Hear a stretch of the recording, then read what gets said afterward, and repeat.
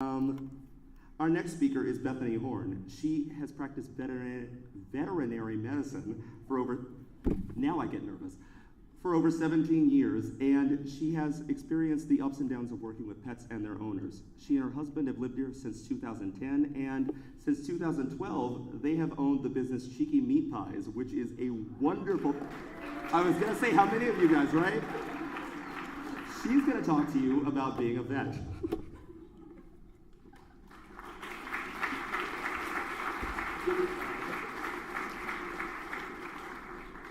And no, none of the meat comes from the clinic, just like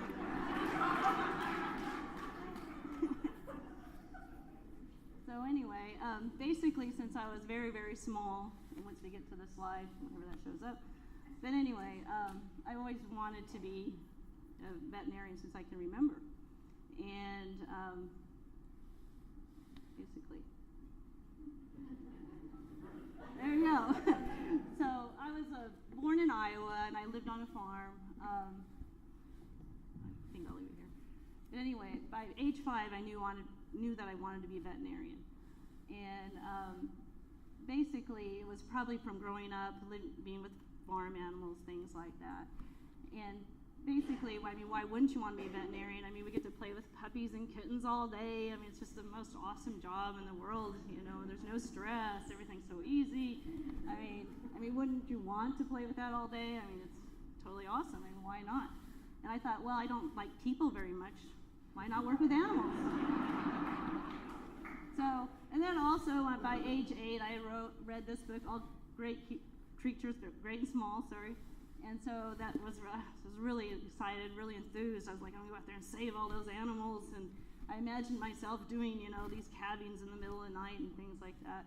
And so that book really inspired me. So a lot of studying. I got into vet school, and here we are. This is one of pictures from vet school itself.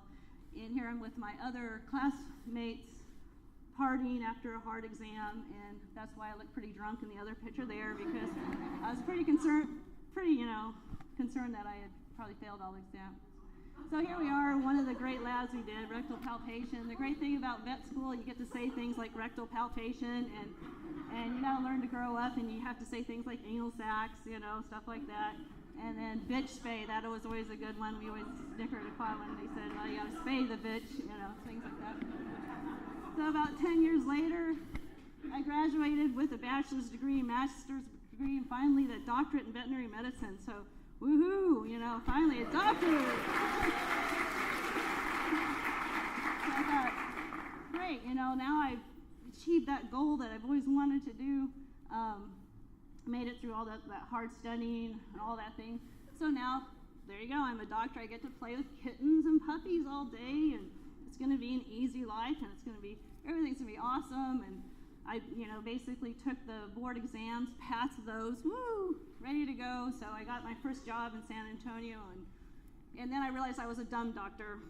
So it was a lot harder than I thought. It was basically very difficult, and so I landed in a practice where I was the only vet there a lot of the time. So these books reminded me of that. It was basically, why is this dog in respiratory distress? I don't know, books, you know. And then I had to deal with things like this. Here's the other side of veterinary medicine I hadn't thought about. And these are just the animals, not the clients, when they get their bill.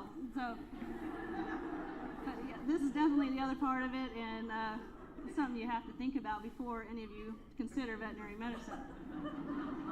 But we have ways of making them comply. And so, this is actually something, the cat in the bag, that's one of my particular favorites there.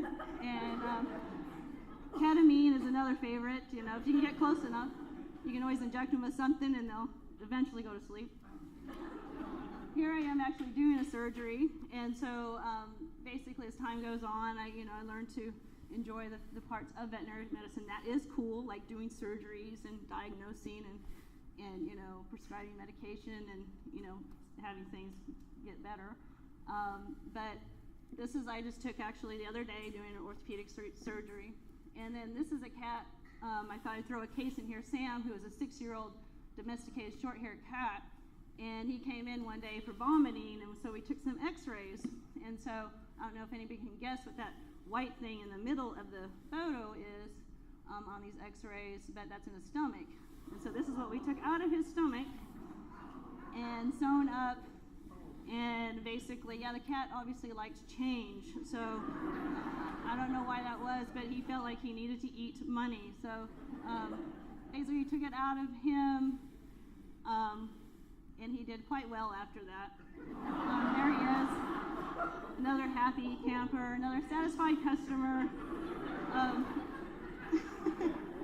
But he basically did do quite well, but unfortunately, he did like to eat change, and he did eat change again. So come to find out, they had a 6-year-old son that was feeding it to the cat. Here's the other perks of the job. You have free childcare. So you can take your kids and put them in the cage and leave them there. I mean, it's awesome. And then also, like this dog here, it was a friend of mine that I neutered, and when I neutered, I thought it'd be funny if I dyed his ears orange and his tail. She wasn't happy with that. Another perk was, because I'm a veterinarian, I was able to go overseas and easily get a job, and I went to New Zealand on an occupational shortage type, list that they have. And so when I thought of New Zealand, I thought, well, where the heck is it? And I had to look at the map, and if you don't know, there it is, the very bottom of the world. And then this is actually what it turned out to be. A lot of farmers, and then killer sheep, that was fun.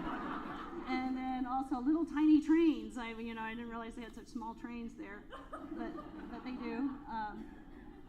But other than that, it was a pretty cool place to live.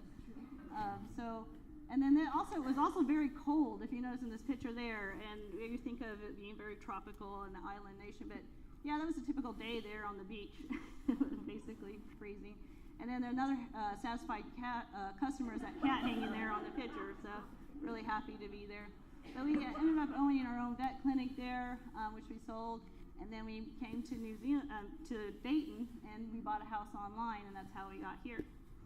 And so, yeah, we don't like to take any chances at all. Thought we would just come here and basically, so here we are, and and I brought a little bit of New Zealand back with me. Our little dogs are from New Zealand. My husband's from New Zealand, and meat pies.